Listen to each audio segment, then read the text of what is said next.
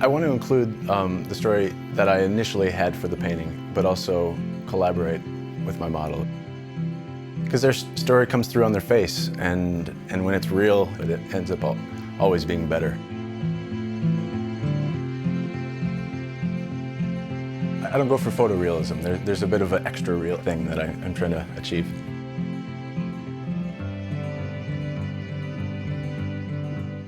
I studied music at the U of M and got a degree in classical guitar and music composition, and took a few drawing classes in school. But it wasn't until after college and after I quit a job land surveying that I decided to become a painter. When I first started painting, I thought it'd be fun to do a bunch of paintings of my friends in hoodies and jeans. And then I tried to experiment to see what it would take to make things that look like they could be from any century, whether it's the past or the future.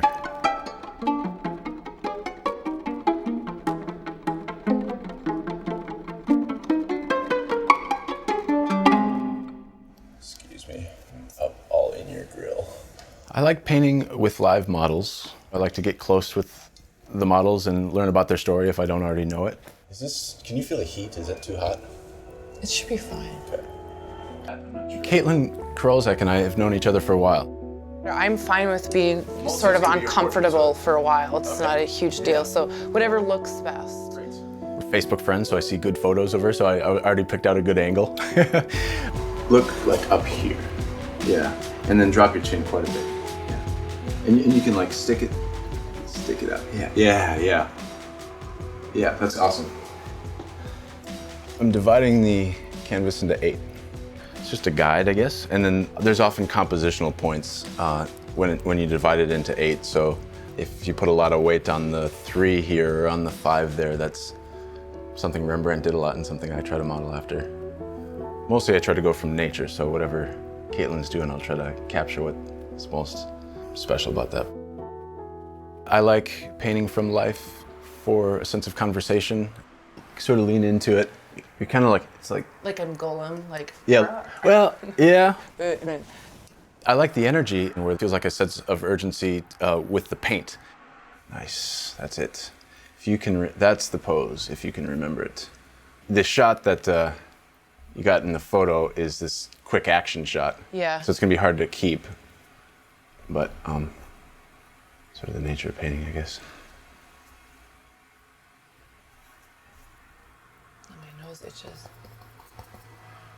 You look worried in the painting so far. That's not how you look right now. Huh? Something's going wrong. I look worried in the painting? So far. But it doesn't have to do with how you look. It just has to do with how the paint happened to move real quick.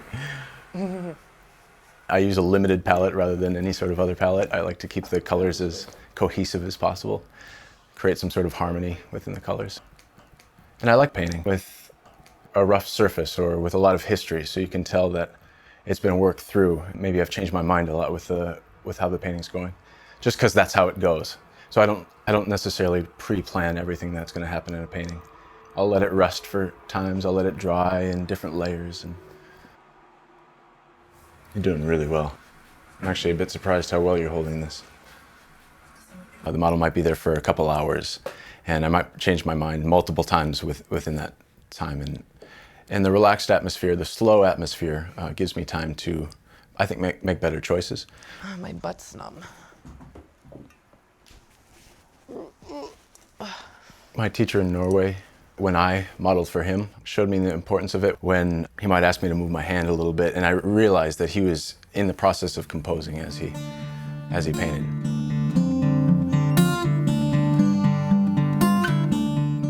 I had the opportunity to study with Odd Nerdrum in 2008. To go study with Nerdrum, I sent him a letter, sent him some pictures of my work, and asked him if I could. And then I got a letter a number of months later saying, "You're welcome to come, here's our address." It was an invitation, and and so I bought a plane ticket and flew out there. It was a pretty intensive time of learning. Just watching him and absorbing things. He didn't talk much about technique. It mostly just came through apprenticeship style observing. I decided to study with Odd Nerdrum again for the second time, and I'll be going to Paris to stay for about 4 months. It's going to be a new city, so I'm hoping to paint outside more, get some sunshine instead of being cramped up in an attic. He's a big inspiration as far as what's possible. He's been painting for 45 years or so, and there's a lot of what he does that I hope to emulate, while also going deeper into my own psyche or whatever, and find out what I'm supposed to be painting. You're gonna make me look like a goth chick.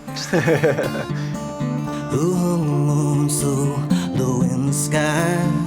It taps his feet around my bedside, and it breaks the locks on all my dreams. Who hung the moon with its twisted beam? I think Luke's work is great. The light in his work is really amazing.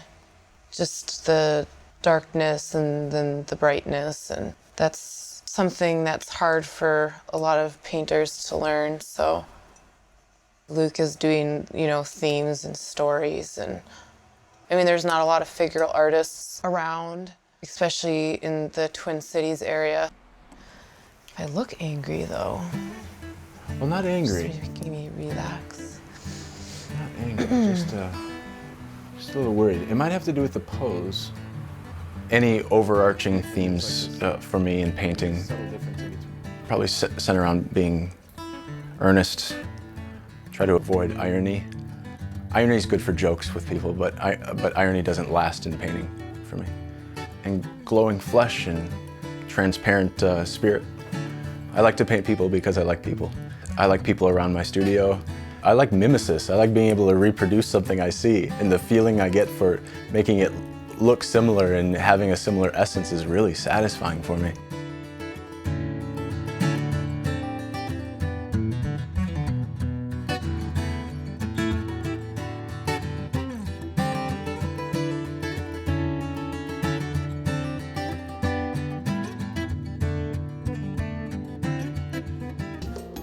Minnesota Original is made possible by the State Arts and Cultural Heritage Fund and the citizens of Minnesota.